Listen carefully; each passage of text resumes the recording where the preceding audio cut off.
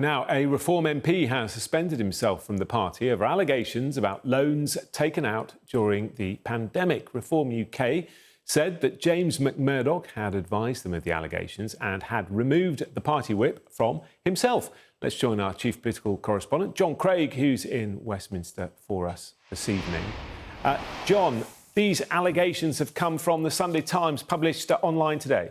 Indeed, yes, but Mr McMurdock has come out fighting in a defiant statement. He's insisting he's done nothing wrong, complied with all the financial authorities' rules and so on. He's also denying an allegation that he's guilty of not declaring one of his directorships in the House of Commons Register of Members' Interests.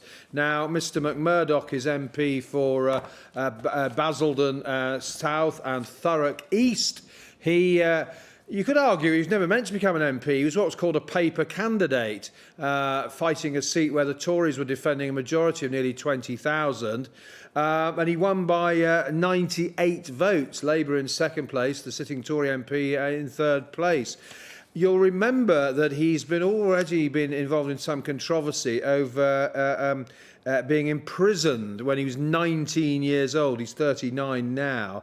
He was in prison for a week for assaulting a former girlfriend. He's since called that the biggest regret of his life. Mr Farage, the Reform UK leader, has said he was never vetted. So this is another controversy facing. He says that he's removed himself from the whip as a precaution and for protection of Reform UK. Now, the Sunday Times story alleges that he took out loans during the pandemic through two companies that he owned.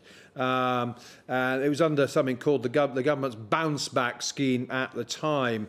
It's claimed that by the paper that the first one had no employees, and neither company filed accounts. That was a violation of the Companies Act.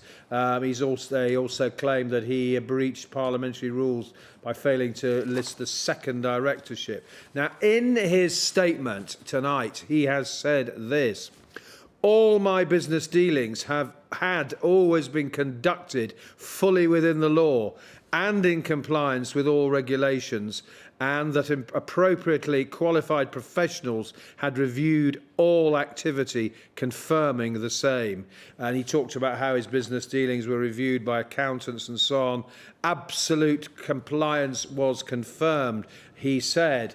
Now, that hasn't stopped Labour calling for an investigation by the Commons Commissioner on Standards. The chair of the Labour Party, Ellie Reeves, has demanded, does Farage think he's fit to be an MP? The Tories say the party is in perpetual chaos. Well, they would, wouldn't they? Of course, Reform doing well. The other two parties are only too happy to attack Reform UK.